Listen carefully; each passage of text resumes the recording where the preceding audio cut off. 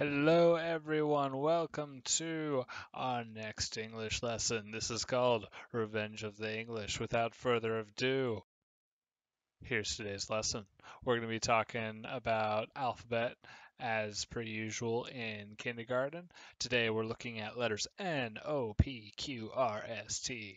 First and second grade, we're looking at family members.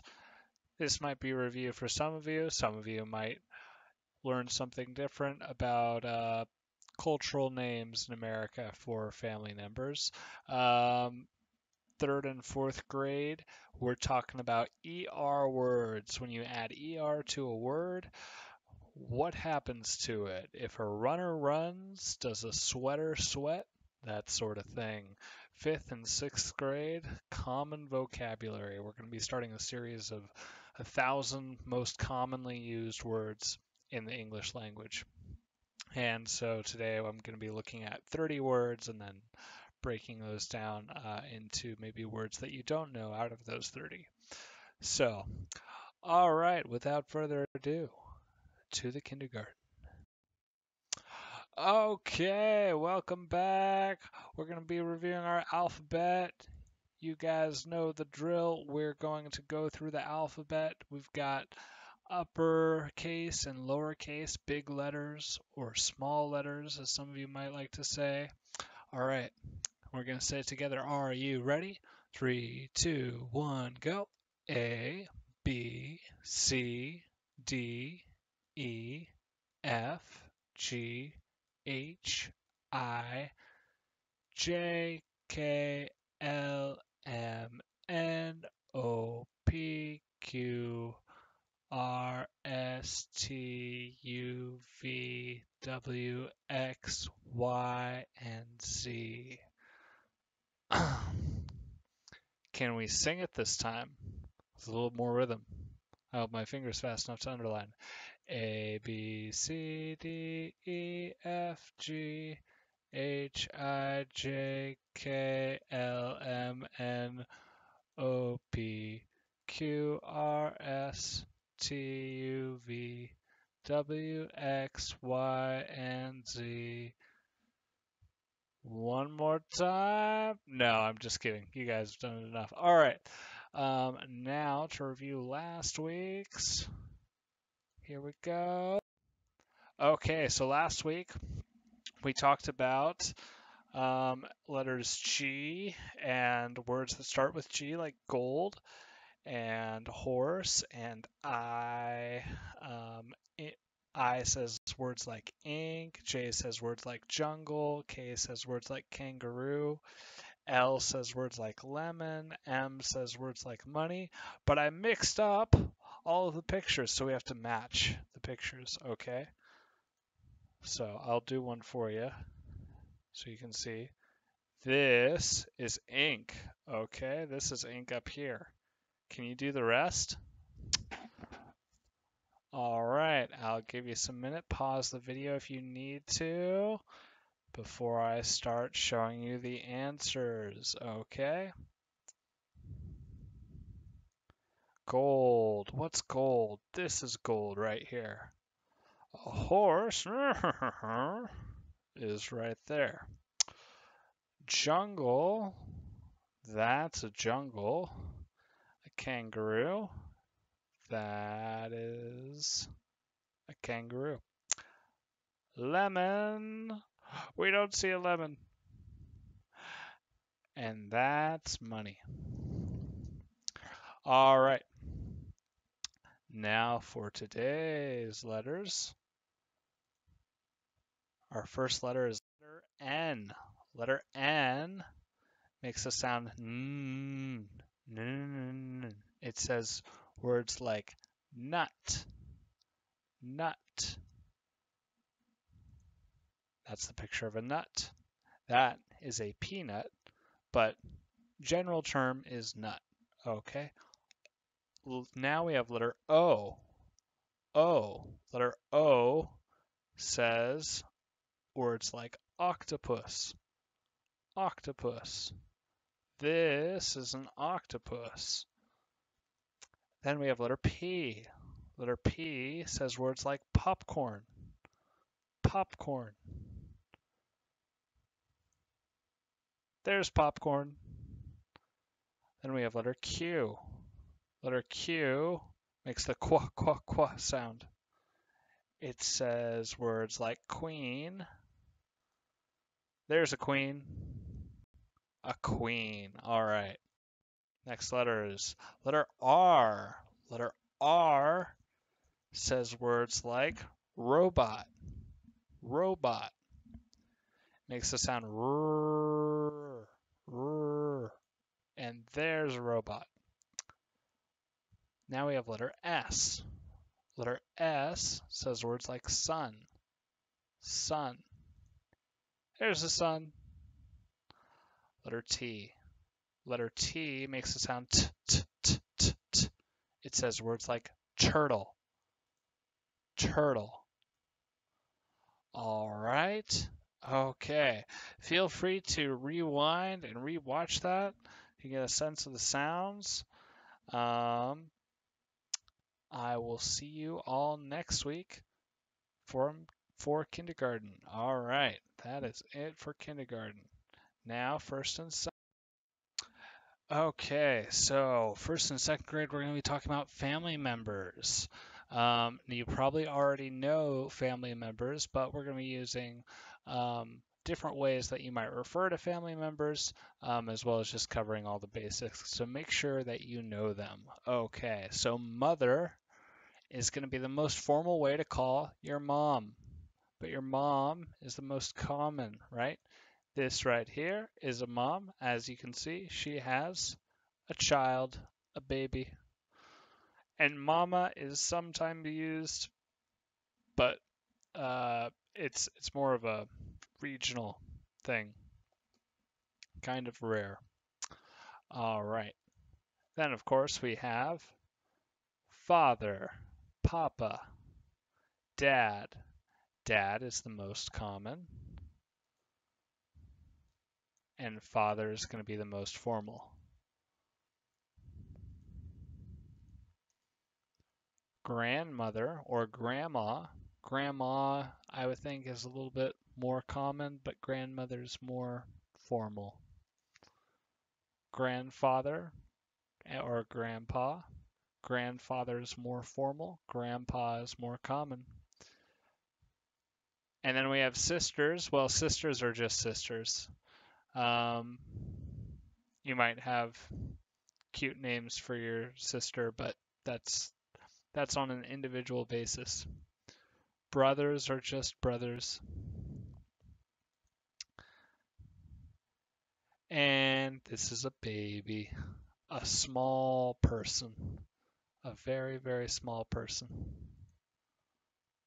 And all together they make a family. Okay, on the next slide, we're going to review these words and see if you can match them. Okay, so take some time looking at these pictures here, trying to remember the pictures and the words if you don't know them already. Okay, can you match them all? They're out of order, all right? So they're out of order, and then I'm going to give you the answers momentarily. Pause the video if you need to. Okay. There's the mom. There's the dad. This is a baby. A grandfather is down here. A grandmother is here. A sister is right here. And a brother is right here. And all together, they make a family. All right. Very good, everyone. So review those words. Get to know them really well, because next lesson I'm going to be explaining aunt and uncle, and those words require these words to explain. So you have to be very familiar with those words before you can understand aunt, uncle, cousin, other weird family tree things. Great uncle, great aunt. Yeah. All right. Until next. third and fourth grade, words that end in ER. Okay, so you don't have to remember all of these words, but um, words that end in ER can sometimes end in ER because of that's just the name of the object, the way that we named an object, or uh, perhaps because it's an object that has a function, um, or perhaps it is a person. Okay, so if think about this, a runner is someone that runs, right? But a sweater is a piece of clothing, a warm piece of clothing that you put on. A sweater doesn't sweat. It might make you sweat, um, but the sweater doesn't do an action. It's just an object. Okay? So, a little bit more about that on the next. Some object words: diner, toaster, shower, hanger, pointer. A diner isn't someone who dines. A diner is like a restaurant or something. A toaster isn't someone who professionally just toasts all day. Um, a toaster is just something that cooks bread for you.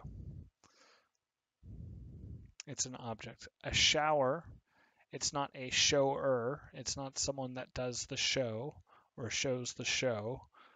A shower is an object. Hanger.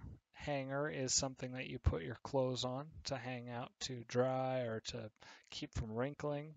And a pointer could be a person, but it'd be a very rude person. You could say that this, what I'm drawing with here, is a pointer. Um, and that direction, everything that I'm using. Let's see if I can use my laser pointer. Oh, can you see the laser pointer on the screen? This is a pointer. Am I a pointer? No. This, what you see right here is a pointer. Okay.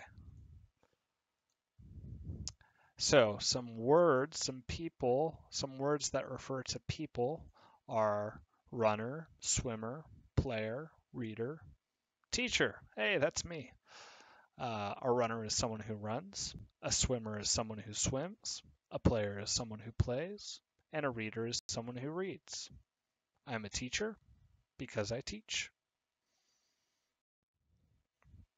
But there are some cases where this can be a little confusing. Words that could be both, but are probably just only one. And usually when they're only one, they're just an object. Prayer. Let's talk about prayer. It's not prayer, although sometimes it can be, but usually it's just prayer, and that's an object. So he said a prayer. He said a prayer. Prayer, in this sense, is an object.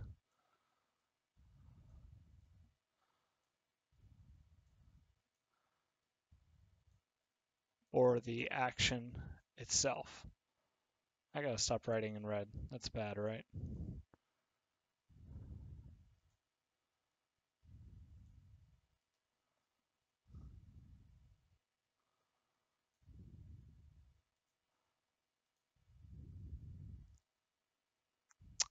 Action.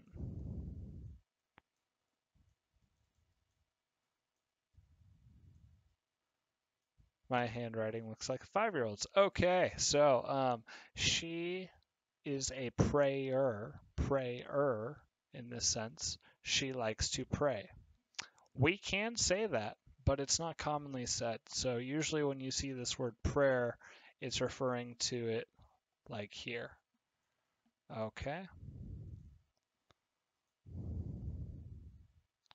Drawer. Drawer. Is it a drawer or a drawer? It could be either. Okay. The object is drawer. She opened a drawer. And why it's called a drawer, I don't know, but that's just what we call something that has holds clothes inside a cabinet. He is a I'll change over to green again. Drawer. He is good at drawing. Drawing. So there are a few cases where it's spelt the same, but the pronunciation is different. And when the pronunciation is different, it usually is the object. This is more common. You will almost never hear this or this, but they can be said. Why? Well, English is confusing. I'll erase this. All right. Hanger. Hanger. Is a hanger someone who hangs? No, a hanger is something that I can put my clothes on, right? You could say that man is a hanger. He just hangs off of bars all day. Well, that's not really the case. Usually we call that person a climber. Usually people just don't hang from things all day long. So again, the object is more common.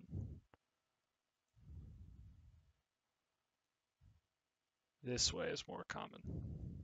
All right. Okay, so